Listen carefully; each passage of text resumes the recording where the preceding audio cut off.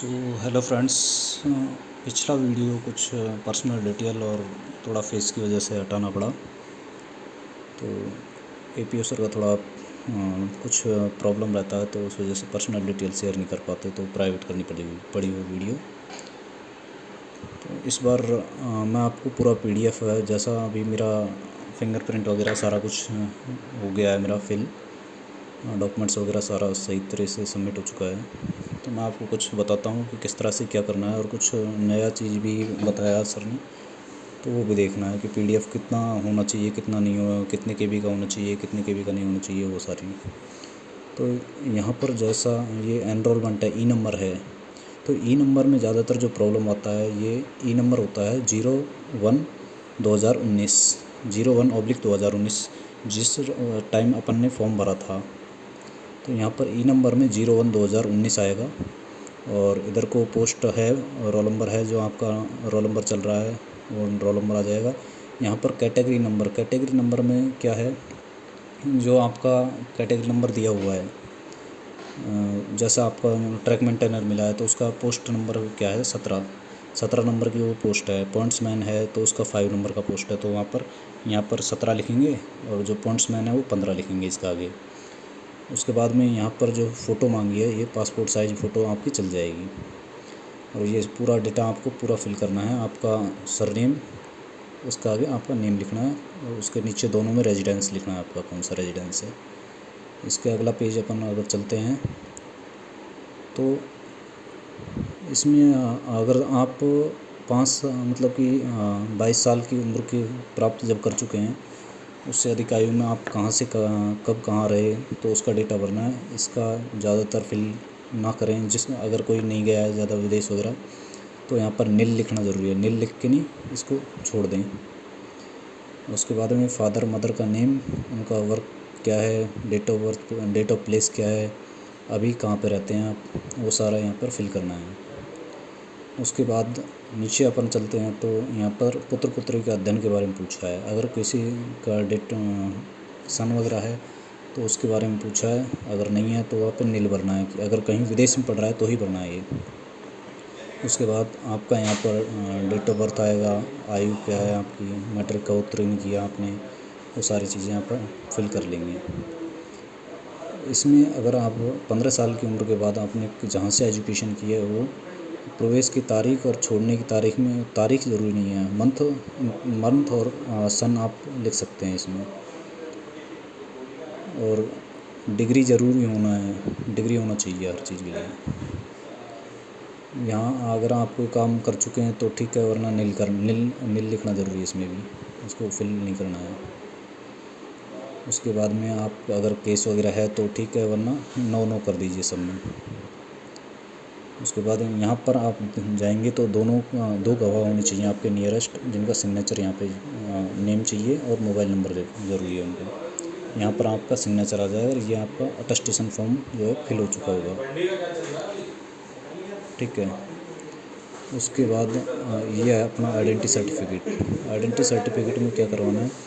Identity certificate 2 type के हैं, एक ये है, एक दूसरा वाला है। इसमें आपको फिल करके किसी एक गेजेटेड ऑफिसर से यहाँ पे साइन करवाना है,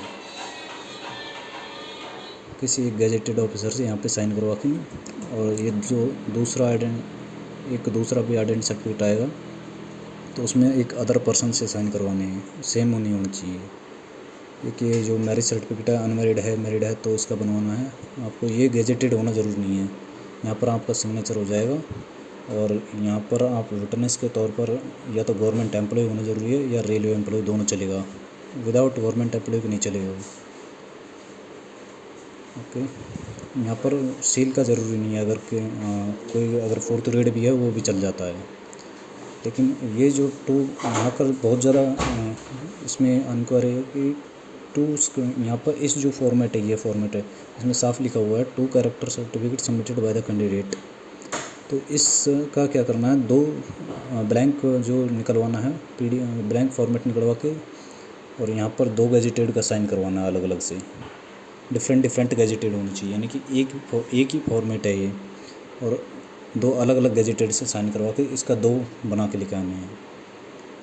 उसके बाद नीचे जाते हैं तो घोषणा पत्र में यहाँ पर आपका साइन होना चाहिए और यहाँ पर किसी भी एक रेलवे कर्मचारी कोई भी किसी भी पोस्ट पे हो उसका वेतनमान और उसका सिग्नेचर वगैरह, सिग्नेचर यहाँ पे करना है उसका, और उसका जितना भी डेटा है वो फिल करना है। ज़रूरी नहीं है वो गजेटेड हो। और यहाँ पर कोई DRM नंबर वगैरह आपको नहीं फिल करना है, वो अपने आप सर फिल कर देंगे। उसके बाद में आता है ये कैरेक्टर सर्टिफिकेट। एक फॉर्मेट दिया हुआ है जिसमें ग्रुप सी की जगह डी दिया हुआ है। यहाँ पर जाते हैं तो अपन ये ग्रुप सी की जगह डी दिया हुआ है, तो ये दोनों ही चल जाएगा, ग्रुप सी भी चल जाएगा और ग्रुप डी वाला भी चलेगा। लेकिन ज़रूरी है इसमें आप जब फर्स्ट ऑप्शन जो है इसमें अगर सिग्नेचर करवाते हैं तो यहाँ पर साफ लिखा हुआ है लास्ट आपने एजुकेशन जहाँ से किया है वहाँ से ये सर्टिफिकेट बनवाना है आपको। पहले यहाँ पर लास्ट एजुकेशन जिस कॉलेज से किया है कॉलेज वाला नहीं करता है, तो आप जहाँ से 10th किए हैं या 12th किए हैं उससे भी आप इसको बनवा सकते हैं। इसी के नीचे दूसरा जो साइन होना चाहिए ये चाहिए SDM हो, RDO वगैरह हो या DM हो, तो उनका साइन करवाना ज़रूरी है। और वो उसके साइन के लिए आई थिंक जो आपका ये होता है पुलिस वेरिफिकेशन, ये ज़रूरी है। इसमें ज़रूरी है SDM वगैरह का साइन। ये प्रिंसिपल वगैरह से नहीं चलेगा, गजेटेड ऑफिसर SDM ही होना चाहिए, साफ लिखा हुआ है उन्होंने फर्स्ट क्लास का। उसके बाद में आता है आपका ये वाला सर्टिफिकेट जिसमें डेट ऑफ बर्थ सर्टिफिकेट भी है और ओथ सर्टिफिकेट, एलिगेशन है, एक मैरिज सर्टिफिकेट है। ये तीनों कंबाइंड है एक पेज में। तो इस पेज को आपको अपना सिग्नेचर करके लेकर आना है, किसी गजेटेड से इसमें साइन नहीं करवाना है, क्योंकि इसमें साफ लिखा हुआ है जो APO सर हैं वो साइन करेंगे इसमें। इसको लेके आना है आपको, खुद का साइन करके अलग। उसके बाद ये दूसरा आइडेंटिटी सर्टिफिकेट रहा, इसमें भी डिफरेंट गजेटेड का साइन चाहिए, एक पहले वाला जो बनवाया उसके अलावा। यहाँ पर दिया हुआ है गजेटेड ऑफिसर का डेजिग्नेशन वगैरह, स्टैम्प वगैरह होना चाहिए। उसके बाद में ये डिक्लेरेशन आपसे खुद से भरना है, इसमें खुद का सिग्नेचर चलेगा, कोई आगे ज़रूरत नहीं है इसका। उसके बाद में आता है कास्ट सर्टिफिकेट। कास्ट सर्टिफिकेट अगर आपका जो पहले बनवाया है डॉक्यूमेंट्स वेरिफिकेशन के टाइम में वो आपका चल जाएगा, वो ओरिजिनल लेके आना है यहाँ पे। ये बैकवर्ड क्लास के लिए है, EWS वालों के लिए। ये डिक्लेरेशन है ये डिक्लेरेशन है जिसमें अपना एड्रेस भरना है, मोबाइल नंबर, ईमेल ID, आधार, पैन कार्ड वगैरह। यहाँ पर बैंक डिटेल्स भरनी है आपको। बैंक डिटेल भरने के बाद में इस पर सिग्नेचर आपको कर लेने हैं, ठीक है। उसके बाद में ये सारी चीज़ें हैं जो लेके आनी है आपको। ये बैंक का पासबुक हो या चेक हो, दोनों में से कोई एक चल जाएगा आपका, उसका कॉपी ज़रूरी है। एक तो इसमें डेट ऑफ बर्थ सर्टिफिकेट आपको अलग से फॉर्मेट नहीं है, इसमें अलग से डला हुआ है ग्रुप वगैरह में, तो फॉर्मेट बनवा के लेके आना। उसमें भी एक गवर्नमेंट एम्प्लॉय का साइन ज़रूरी है, वो ज़रूरी नहीं है कि वो गैजेटेड ही हो। डेट ऑफ बर्थ में चाहिए, गैजेटेड होना ज़रूरी है उसमें। एक मैरिज सर्टिफिकेट है उसमें ज़रूरी नहीं है। उसके बाद में NPS फॉर्म है, NPS फॉर्म और अटेस्टेशन फॉर्म दोनों में कोई गैजेटेड का कोई साइन नहीं है, ये आपसे खुद से भरवाना है। उसके बाद में 10th सर्टिफिकेट लेके आना है आपको, टेक्निकल का सर्टिफिकेट जितने भी हैं वो लेके आने हैं। RCIT इसमें मना कर दिया उन्होंने, RCIT नहीं चलेगा। उसके बाद में आपका ग्रेजुएशन हो गया, ग्रेजुएशन का मार्कशीट है तो वो लेके आना है। अगर आपने ग्रेजुएशन किया है और डिग्री नहीं है तो आई थिंक वो अपलोड नहीं कर रहे हैं उस डॉक्यूमेंट्स को, डिग्री होना आवश्यक है इसके लिए। उसके बाद में एक कैरेक्टर सर्टिफिकेट आपको लेके आना है। कैरेक्टर सर्टिफिकेट 3 हो जाते हैं, एक जो 2 अभी मैंने बताए 2 टाइप के 2 लेके आने, एक ही फॉर्मेट के, और एक जो STM से साइन करवाना वो तीनों लेके आनी है। एक फ़ोटोग्राफ चाहिए, फ़ोटोग्राफ आपको ये जिसमें इनमें 2 फ़ोटो लगेंगे डॉक्यूमेंट्स में, 2-3 जितने भी लगेंगे। उसके अलावा 3 फ़ोटो अलग से और लेके आने हैं। बॉन्ड वगैरह का यहाँ कोई सिस्टम नहीं है। अटेस्टेशन फॉर्म हो गया। आधार कार्ड आपको कॉपी, एक फ़ोटोकॉपी लेके आनी है आधार कार्ड की।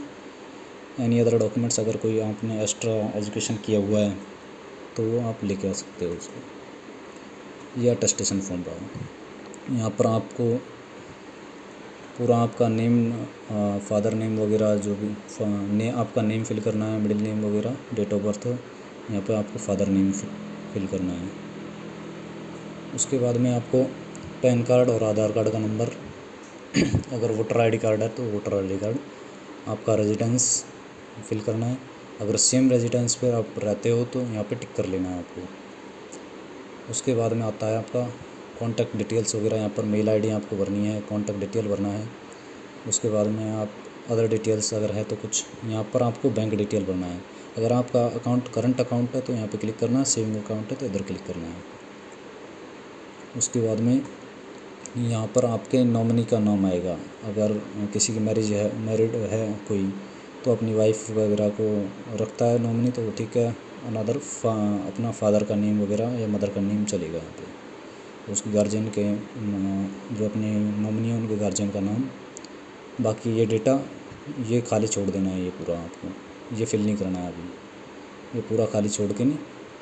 इसके बाद में यहाँ पर आपको अपना सिग्नेचर करना है, लिखा हुआ है यहाँ पे ब्लैक पेन ब्लैक इंक से यहाँ पे साइन करना है, या थंब भी लगा सकते हैं आप। यहाँ पे डेट ऑफ बर्थ नहीं लिखनी है, डेट जब आप साइन करते हो उसका डेट तब डेट डालना है और आपका प्लेस डालना है। उसके बाद का पूरा ये खाली छोड़ना है। इसके बाद आपको यहाँ कोई फिर ये पूरा पेज खाली रखना है, इसमें कुछ फिल नहीं करना है आपको अगला वाला। उसके बाद ये भी पूरा पेज खाली रखना है आपको। उसके बाद एडिशनल डिटेल आती हैं, आपका फादर नेम, मदर नेम, और यहाँ पर आपको ये खाली रखना है। इधर आपको अपना नाम लिखना है, आप कहाँ रहते हो वो, और आप कब फिल किए हो इसको वो लिखना है। और इधर को आपको सिग्नेचर ज़रूरी है, यहाँ पर सिग्नेचर चाहिए, तो वही ब्लैक इंक से इस पर सिग्नेचर करना है।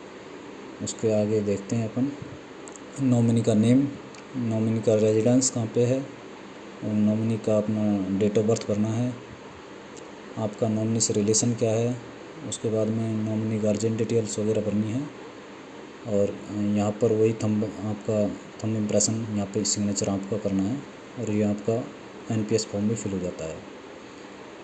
ठीक है, इसके बाद आपको इन डॉक्यूमेंट्स को फिल करने के साथ साथ जो आपका ग्रेजुएशन के एजुकेशन सर्टिफिकेट्स हैं वो सारे एक एक कॉपी आपको एक्स्ट्रा लेके आनी है। उन पर नीचे साइन आपका सिग्नेचर होना चाहिए हर कॉपी के ऊपर, एक 10th एक 12th आपका जो भी ग्रेजुएशन है वो, और उसके बाद में आपका चाहिए क्या नाम से एक आधार, एक पैन कार्ड और एक बैंक का पासबुक, ये होना ज़रूरी है।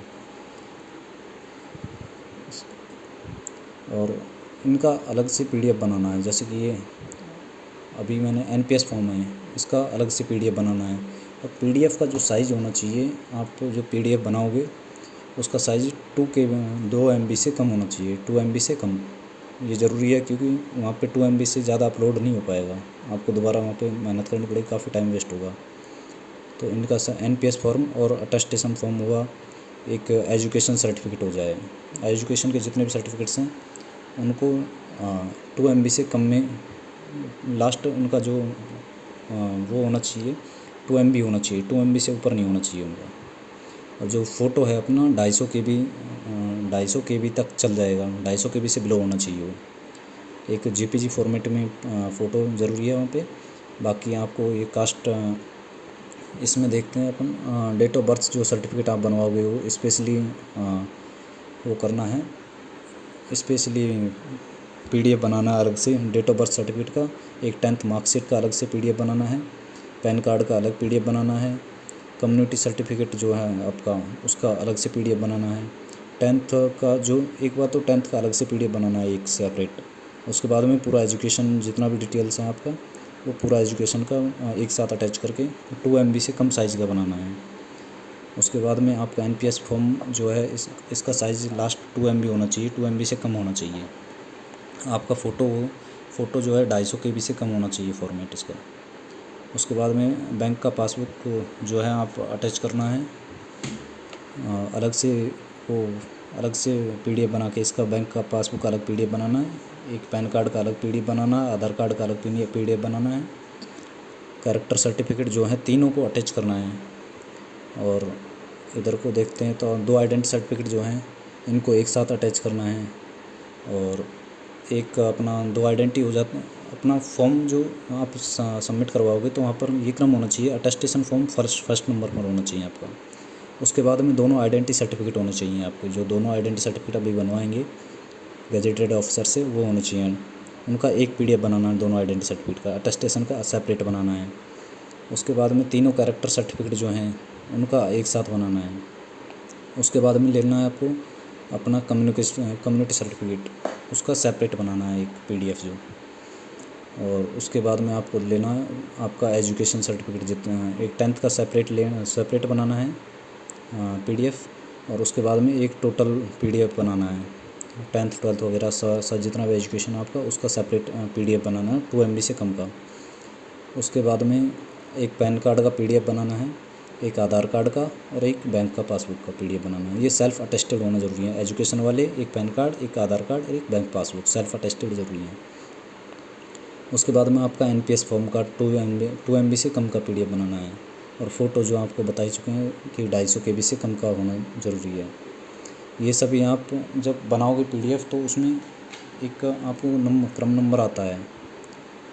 एक सेकंड, आपका जो जॉइनिंग लेटर है उसमें आपका पोस्ट संख्या दिया हुआ है। जब पोस्ट आपको डली हुई है, जहाँ आपको पोस्ट मिल रही है जॉइनिंग लेटर में, तो उसमें पोस्ट संख्या लास्ट में जब आप देखोगे तो 2023 के आगे कोष्टक में कुछ क्रम लिखा हुआ होगा, 16 17 करके कोष्टक में लिखा हुआ होता है, उसको आगे लिखना है। और इस तरह से उसको PDF पर लिखना है। जैसे कि अगर कोई भी आपका संख्या करके लिखा हुआ होता है, संख्या करके आपको